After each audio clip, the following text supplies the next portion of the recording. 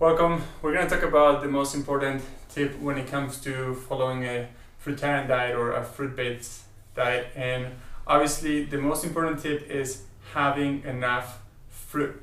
Every time that I got into the fruitarian diet and fell off the diet was because I simply didn't have enough fruit around.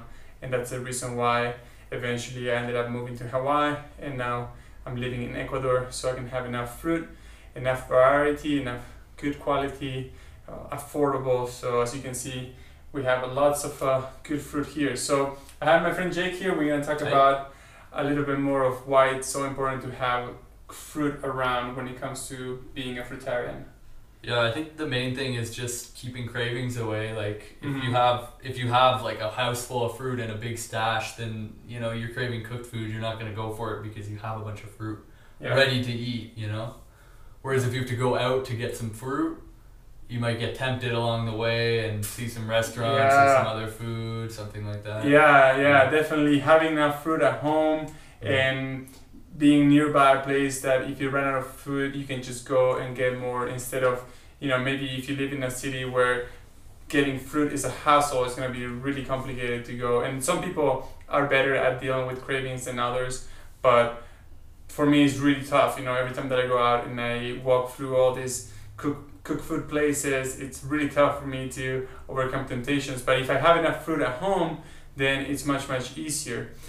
Especially if you're hungry, like you just ran out and you're hungry and then you gotta walk by a restaurant or something like that. If you get hungry, then the cravings will come. So I would say by far the number one tip when it comes to sticking to a fruitarian diet is having enough, and it has to be good quality fruit, because if you have cheap fruit that you don't like, if you're not enjoying it, you're not gonna want to eat it. It's just not gonna happen. No, it has to be good, ideally local, organic, affordable, because that's another issue.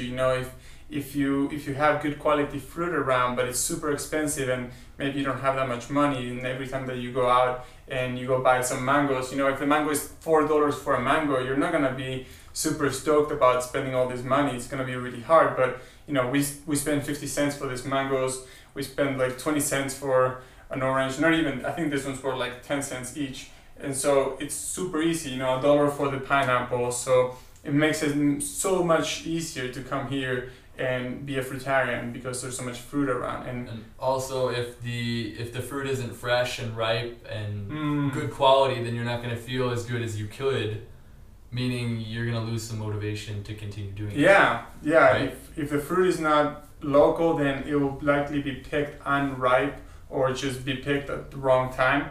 And like for example with pineapples, it happens all the time. Like you'll get a pineapple at the store and it was picked super green and it's got stuff like this on it. And it's just when you eat it, it burns your mouth. So bananas is a good choice pretty much anywhere because they ripen well outside of the tree.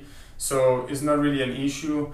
But again, if you're living anywhere that you're living, if you're just eating bananas, you're not going to really be stoked. You may be able to do 30 bananas for 30 days, but it's not going to be a long-term, sustainable choice. But of course, not everybody can move to the tropics, but subtropical areas can have good fruit, and places that are maybe nearby subtropical areas, they might be able to get some shipping in.